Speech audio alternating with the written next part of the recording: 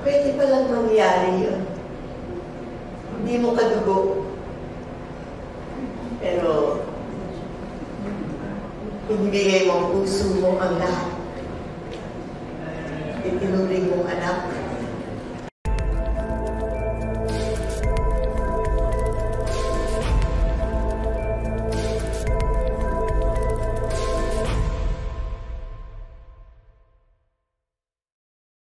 Itong Can't Buy Me Love, mahirap na pag-asa. Mahirap ng kalimutan.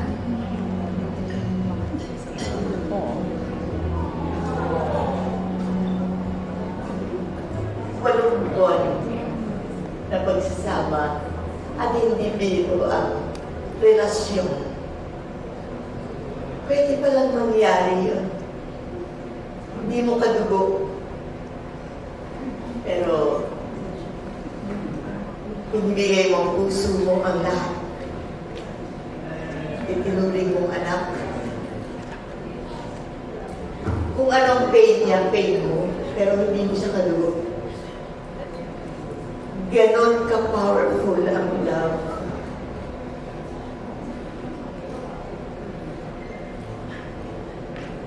At labis-labis ako talagang nagpapasalamat at saludong-saludo ako sa bumuo ng istorya na ito. Sa tagal ko, sa industriya. Alam niyo ang 40 kong comedy. Pero, ako mismo na-discover ko yung sarili ko. Pwede pala. Pwede pala ako mag-drama. Pero hindi lang drama, kundi makatotohanan. Yung ipinakita namin, yung ibinuhos namin effort, yung puso, gumalaw, gumana, na maging makatotohanan. Hindi, walang relasyon, wala akong relasyon kay Bingo, walang dugong nananalaytay sa bawat isa. Pero ang pag-iibig, ibinuhos, ipinakita ko. At kahit tapos na ang taping at tapos na lahat, mananatiling nandun ang pag-ibig na nabuo sa taping na ito ng Can't Buy Me Love. Kaya, alam ko, nararamdaman ko yung pain niya. Nararamdaman niya yung pain ko. And yet, dinampot ko lang siya mula nung bata siya. Pero pwede pala. Pwede palang mahalin kahit na hindi nanggaling sa iyo. Hindi mo kadugo. At yun po ipinakita natin dito. Hindi po acting ito. Talagang nararamdaman namin. Kaya, paano mo na-discover na nagugustuhan ng tao? Everybody tells me, Tita Nova, nakakaiyak, nakakahawa, nagka-touch ang mga viewers natin. Hindi na kami umaarte, totoo na yung lumalabas. At sabihin mong telebisyon yan, pero tumatagos sa puso ng viewers natin. That is why, very dangerous kung tayo ay gagawa ng mga karumal-dumal, ng mga eksena, mga dialogues na magtuturo sa kanila ng hindi tama. Pero dito ay pinakita natin ang pag-ibig, nananaig ang pag-ibig. Pwedeng magmahal ng kahit na sino. Kaya, maraming salamat sa lahat ng suporta. Hanggang ngayon pinag-uusapan po. Kaya medyo maganda po ang pagtanggap sa amin sapagkat puso po ang umaandar dito sa lahat ng mga eksena. Kahit ma-aksyon, kahit may kontrabida, kahit na lahat, pero puso ang umaandar. At maraming salamat sa inyong support.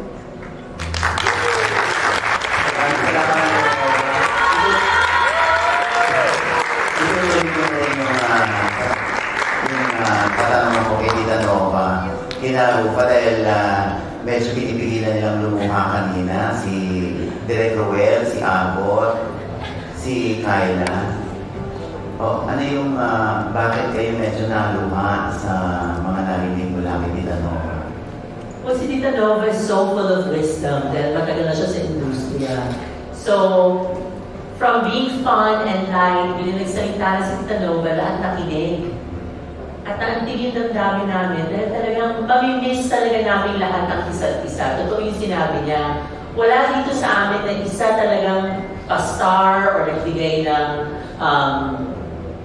bad vibes. Everyone's just so professional. Lahat binibigay nila yung 200% nila. Pag nagsama-sama kami, kahit na hindi ako nakakasama sa Tuesday night out.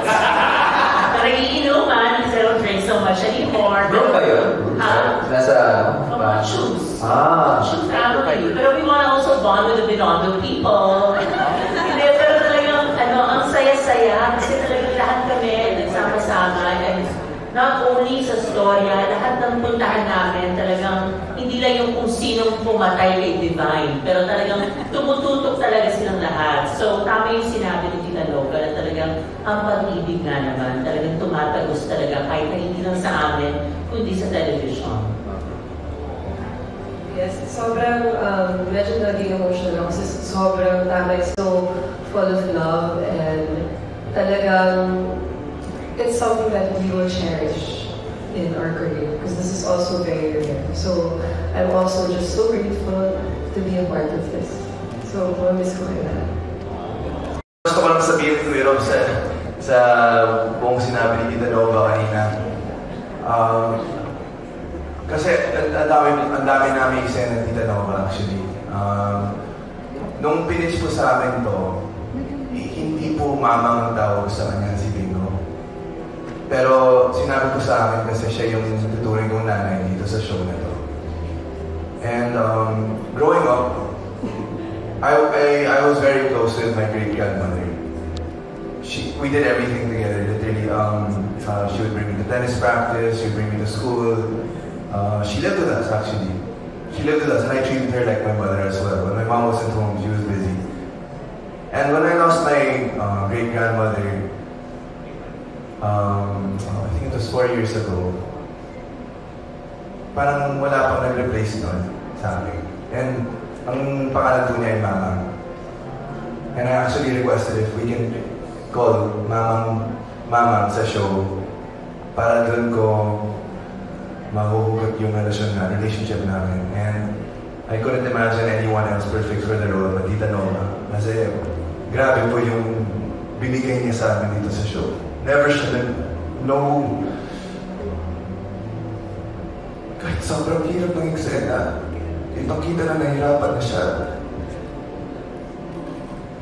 Hindi pa rin, kahit overtime na, siya ako unang magsasabi ng gawin po natin dahil ano pong pwedeng gawin. Kaya, Tita Nova, maraming salamat po. Never ko pong naranasan to with anyone else. Kasi iba po yung sobrang malapit po ako sa lola ko. So maraming salamat.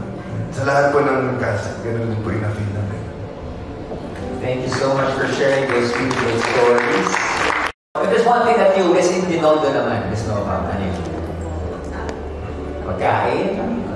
Siyempre, yun ang una yung samahan. Yung pamilya kami lahat. It doesn't matter kung ano ang role mo, anong pamilya ka, basta magkasama kami lahat.